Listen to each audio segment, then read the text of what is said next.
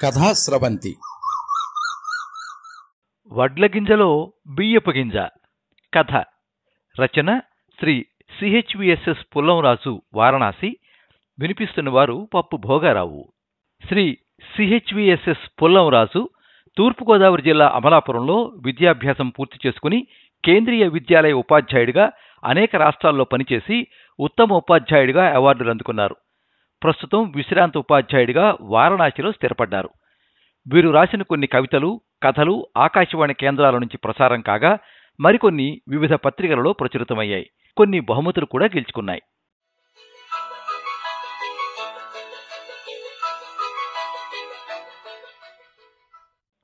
అమ్మో అమ్మో, ఎంత పని జరిగింది! లేచిన వేళ విశేషం బాగుంది.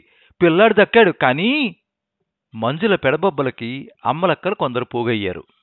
ఏమి జరిగిందో చెప్పవే తల్లి, ఆ తర్వాత తీరిగ్గా కూర్చుని ఏడవచ్చు అంటూ బుజ్జగించసాగారు వాళ్ళు. 2-3 సార్లు ముక్కి అగపీల్చి కొడుకుని బరబరా ఇంట్లోంచి బయటికి లాక్కొచ్చి, తండ్రి లేని పిల్లవాడంటే ఎంత లోకువా, ఎవరో దిక్కుమాలిన ఎదవ ఎంత పనిచేశాడో చూడు, ఉత్తిపుణ్యాన్ని కడుపులో గుద్ది గోడకేసి కొట్టాట నా బంగారాన్ని, కాస్త కిందికి తగిలి ఉంటే కన్నుగుడ్డు పగిలి అంటూ మళ్ళీ భోరుమంది. తరగతి గదిలో పిల్లలు కొట్లాడుకుంటూ ఉంటే ఉపాధ్యాయులు ఏమి చేస్తున్నారట? నిద్రపోతున్నారా? ఆ పసివాడికి తగిలిన దెబ్బకి ఎవరు బాధ్యత వహిస్తారు? కన్న కొడుకుని ఆ స్థితిలో చూసి తలడెళ్ళిపోతున్న ఆ తల్లిని ఎవరు ఊరడించగలరు? పాయింట్ లాగుతూ తల వెంట్రుకలను దగ్గరగా లాగి కొప్పు చుట్టుకుంటూ ఆ తల్లి కొడుకుల మీద వెర్రి ప్రేమ వెళ్ళగక్కింది రాజ్యం పిన్ని. ఆవిడ అభిమానానికి మంజుల మొహం వికసించింది. టీచర్లు ఎలాగూ చెప్పి చావరు, జీతాలు పెంచమని సమ్మెలు ధర్నాలు చేస్తారే తప్ప పిల్లలకి క్రమశిక్షణ కూడా నేర్పరు. మా రోజుల్లో పిల్లలు ఇలా వెర్రివేషాలేస్తే డొక్కచించి అంటూ నేటి విద్యా వ్యవస్థని తూర్పార పట్టసాగింది కళ్ళజోడు సవరించుకుంటూ కాంతమ్మ పిన్ని. ఇంతలో పోలీస్ జీపులోంచి ఇన్స్పెక్టర్ రాబర్ట్ విక్టర్ ఆ ఇంటికి కొంచెం దూరంలో దిగి క్రీగంట వాళ్ళని గమనిస్తూ తన ఇంటివైపు అడుగులు వేస్తూ ఉంటే, అయ్యో ఇక్కడ ఇంత ఘోరం జరిగింది, మన మంజుల గగ్గోలు పెడతా ఉంటే ఏందని కూడా చూడకుండా అలా జారిపోతావేటి ఎకటర్ బాబు, ఏదో మా ఊరుడివి కదా నాయం చేస్తావని అంటూ శాంతమ్మ పిన్ని పిలిచింది దూరంగా వెళ్ళిపోతున్న ఇన్స్పెక్టర్ విక్టర్ని. ఆడవాళ్ల అభ్యర్థనను కాదనలేని బలహీనత పాపం ఆ పోలీస్ ఇన్స్పెక్టర్ది. అందుకే వాళ్ళ దగ్గరికి వచ్చి, మనసు బాగుండక ఏదో ఆలోచనలో ఉన్నా పిన్ని, నువ్వు పిలిస్తే రానా, విషయం ఏంటో చెప్పు అన్నాడు అందరినీ కలయి చూస్తూ టీవీగా నిలబడి. అప్పటిదాకా ఎదురరుగు మీద కూర్చుని జరుగుతున్న భాగవతం తిలకిస్తూ తాపీగా బీడీ తాగుతున్న మస్తాన్రావు పోలీస్ ఇన్స్పెక్టర్తో మాట కలపాలని ఉత్సాహంగా వచ్చి, మంజుల కొడుకుని అంటూ విషయం చెప్పబోయాడు. కానీ విక్టర్కి ఆడవాసన తప్ప మగవాసన పెద్దగా గిట్టదని మస్తాన్రావుకి తెలియదు. అంతేగాక పిల్లాడిని ఒడిలో చేర్చుకుని గడపన ఆనుకుని విక్టర్ వంక చూస్తున్న గుమ్మడి పువ్వు లాంటి మంజుల కొంగుచాటు అందచందాలను ఆస్వాదిస్తున్న విక్టర్కి సర్రున కోపం పడగ విప్పింది. వాడి చెంప చెళ్ళు మనిపించేవాడే. కానీ కొంచెం నిగ్రహించుకుంటూ, మంజులు నీకేమవుతుందిరా, ఇక్కడ నీకేంటి పని, మంజులు నీకేమవుతుందిరా, ఇక్కడ నీకేంటి పని అన్నాడు కరకుగా గొంతు తగ్గించి. పానకంలో పుడకలా నువ్వెవడవురా అని ధ్వనించేలా. ఆ ప్రశ్నకు ఆ ప్రశ్న సంధించిన తీరుకు మస్తాన్రావు ముఖం ఆరిపోయిన బీడీలా మసిబారింది. మరి మంజుల నీకేమవుతుందిరా అని విక్టర్ని అడిగే దమ్ము లేక అక్కడి నుంచి జారుకున్నాడు. మంజుల, సమస్య ఏమిటో సరిగ్గా చెప్పు, భయపడకు అన్నాడు విక్టర్ ఎంతో సౌమ్యంగా. అతని భరోసాకి ఆమెలో బాధ ఎగిరిపోయి మనసును పొంగిన సంతోషం కనులకి ఎగవాకింది. కృతజ్ఞతతో చూసిన ఆమె చూపుల్లో అతడు తడిచి ముద్దయ్యాడు. ఇందులో అంత చెప్పడానికే ఉంది, పాఠశాలలో పిల్లాడెవరో దాని పిల్లాడిని గోడకేసి కొట్టాడట. ఆ గాయం చూసి తల్లి మనసు తరుక్కుపోయింది. పాపం తండ్రి వదిలేసిపోయినా పిల్లాడిని సాకుతూ ఒంటరిగా కాలక్షేపం చేస్తోంది అంటూ సానుభూతి వలకపోస్తూ వివరించింది సీతమ్మ పిన్ని. కానీ విక్టర్కి కావలసిన సమాచారం కాదు, మంజుల ఆమెతో పరిచయం. అందుకే గంభీరంగా ముఖం పెట్టి నడుం మీద చేతులేసుకుని, స్కూల్కి కానిస్టేబుల్ పంపి సంగతి ఏమిటో తేలుస్తా అని హుంకరించాడు. అందుకనేగా బాబు నిన్ను రమ్మంది అంది శాంతమ్మ ముసిముసి నవ్వులతో తన పాచిక పారినందుకు. మంజుల, నువ్వు స్కూల్కి రాగలవా పిల్లాడిని తీసుకుని అడిగాడు కాస్త సందేహంగా. ఆ ప్రశ్నకి బెరుకుగా అతనికే చూసింది. ఏమి చెప్పాలో తెలియలేదు ఆమెకు. పాపం పిల్లాడిని తీసుకుని ఒక్కరితే ఎలా వస్తుంది ఎకటర్ బాబు, ఏదో మన ఊరు వాడివి కదా అని అంటున్న శాంతమ్మ మాటలు పూర్తి కాకుండానే, అవన్నీ నేను చూసుకుంటాలే, భోజనం చేసి మళ్ళీ వస్తా అంటూ చకచక నడిచాడతను మంజుల అందాల్ని మనసులో నెమరు వేసుకుంటూ.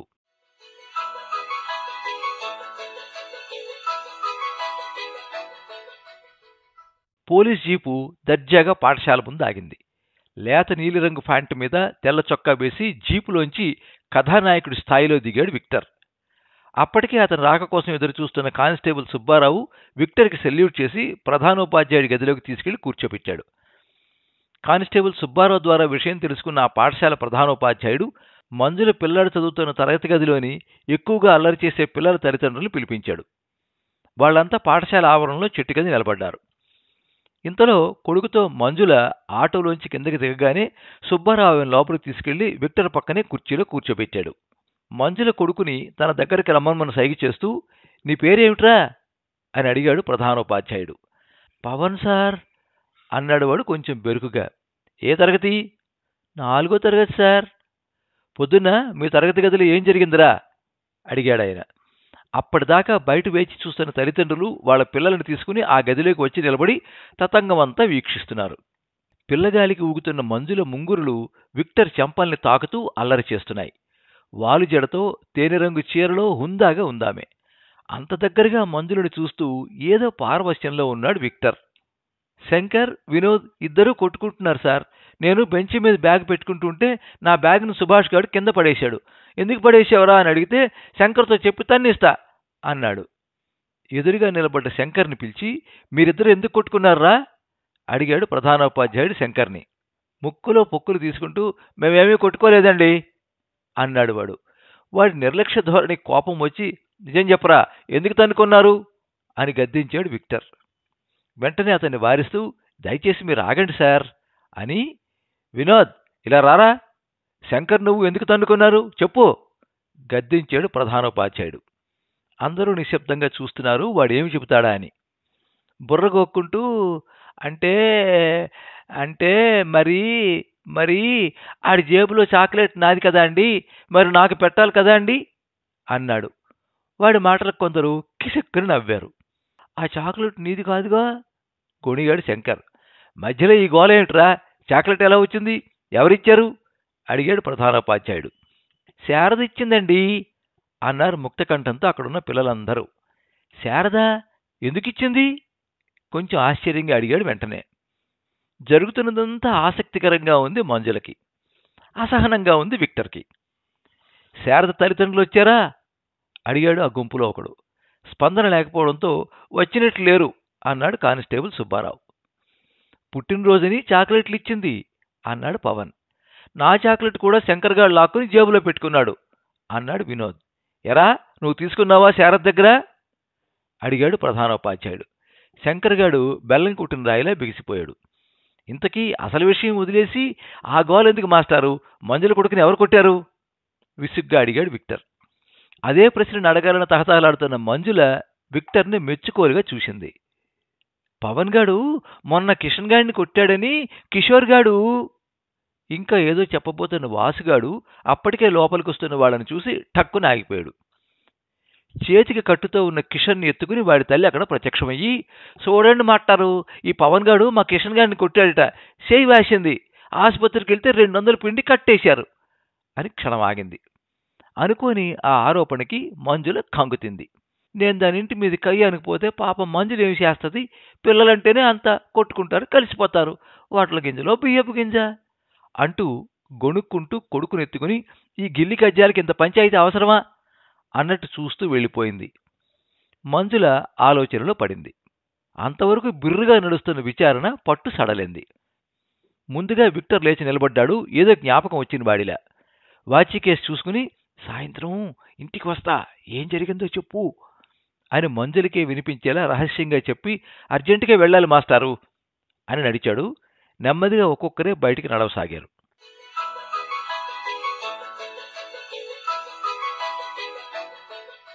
ఆటోలో కూర్చున్న మంజుల, నిజం చెప్పరా నాన్న, నిన్నెవరు కొట్టారు చెప్పమ్మా అప్పటిదాకా అడగని ప్రశ్నని లాలనగా అడిగింది కొడుకుని. కిషన్ గాడు నన్ను కొట్టాడు, వాడిని నేను కొట్టానమ్మా అన్నాడు భయం భయంగా. అదేంట్రా, నిన్ను ఎన్నిసార్లు అడిగాను, మరి చెప్పలేదే కాస్త కోపంగా అడిగింది. ఇంతలో ఆటో ఆమె ఇంటి గుమ్మం ముందు ఆగింది. మర్చిపోయానమ్మా అన్నాడు తల్లికేసి బేలగా చూస్తూ. ఆ జవాబుకి అవాక్కై చూస్తూ ఉంటే వాడు అమాంతం ఆటోలోంచి కిందకి దూకి శాంతమ్మ ఇంటివైపు దౌడు తీశాడు.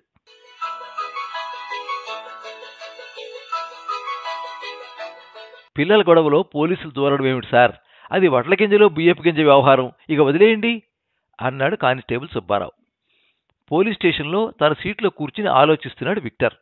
భలేవాడివి సుబ్బారావు, నీ మాట ఎప్పుడన్నా కాదన్నానా? స్కూల్లోనే వదిలేశానుగా. కానీ అని అర్ధోక్తిగా ఆగాడు విక్టర్. కానీ ఏమిటి సార్, వదిలేయండి రెట్టించాడు సుబ్బారావు. పిల్లల సంగతి వదిలేయగలను, కానీ వదలలేకపోతున్నది ఆగాడు విక్టర్. అంత వదల్లేనిది అంటూ సందేహంగా చూశాడు సుబ్బారావు. మంజుల తస్సదియా, దాని వంపు చంపులు ఎంత సెగరేపుతున్నాయో తెలుసా? కావాలంటే నువ్వే చూడు, ఒళ్ళు ఎలా కాలిపోతుందో, మనసు ఎలా మరిగిపోతుందో. ఆ వయ్యారి వడ్లగింజ అని ఆగి కాలిపోట్లతో నేల మీద వింత శబ్దాలు చేస్తూ సిగరెట్ వెలిగించి దమ్ములాగాడు విక్టర్. చెప్పండి, ఆ వడ్లగింజ ఆత్రంగా అడిగాడు సుబ్బారావు, మనసులో ఏదో కీడు శంకిస్తూ. ఒలిచిన వడ్ల గింజలా మెరిసిపోతూ మురిపిస్తూ ఉంటే దాన్ని విక్టర్ చెబుతూనే ఉన్నాడు. సుబ్బారావు అసహనంగా బయటికి నడిచాడు.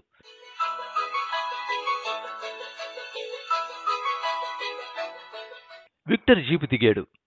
మస్తిష్కం నిండా మంజుల ఆలోచనలే. ఆ ఆలోచనలకు అనుగుణంగానే అతని అడుగులు పడుతున్నాయి.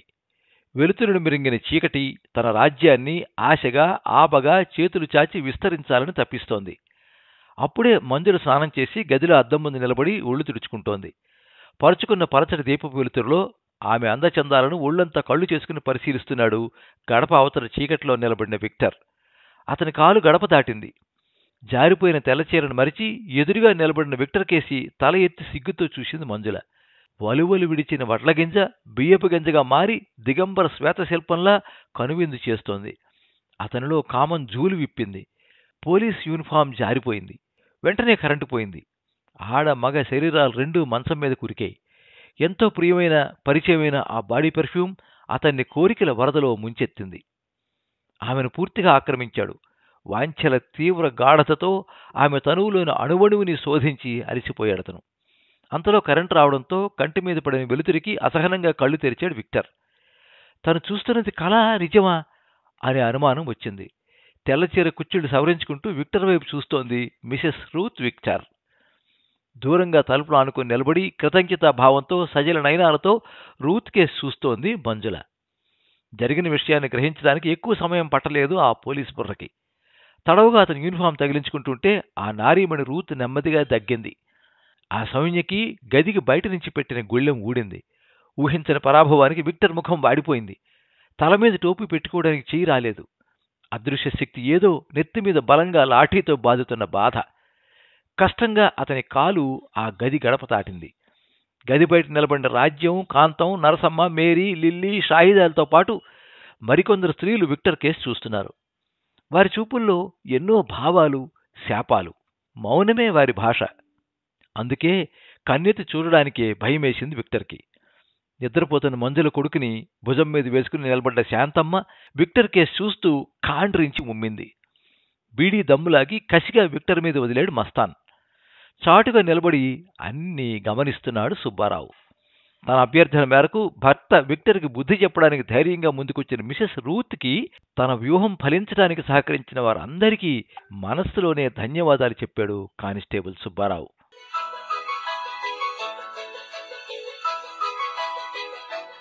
మీరింతవరకు వడ్లగింజలో బియ్యపు గింజ కథ విన్నారు. రచన శ్రీ సిహెచ్విఎస్ఎస్ పుల్లంరాజు, వారణాసి. వినిపించిన వారు పప్పు భోగారావు. ఈ కథ 2023 సంవత్సరం ఆగస్టు నెల కథామంజరి అంతర్జాల పత్రికలో ప్రచురించబడింది. ఈ కథ మీద మీ అమూల్యమైన అభిప్రాయాన్ని కింద కామెంట్ బాక్స్లో రాయండి. ఈ వీడియోని లైక్ చేయండి, మీ మిత్రులందరికీ షేర్ చేయండి. ఇలాంటి మరిన్ని మంచి కథలు వినిపించడానికి ఈ ఛానల్ని సబ్స్క్రైబ్ చేసుకోండి. పక్కనే ఉండే బెల్ ఐకాన్ని క్లిక్ చేస్తే ఇలా అప్లోడ్ చేసే వీడియోల వివరాలన్నీ కూడా మీకు ఎప్పటికప్పుడు నోటిఫికేషన్ ద్వారా తెలుస్తాయి. ఎప్పుడు మీ అభిమానాన్ని కోరుకునే పప్పు భోగారావు. సర్వే జనాః సుఖినో భవంతు. కథా స్రవంతి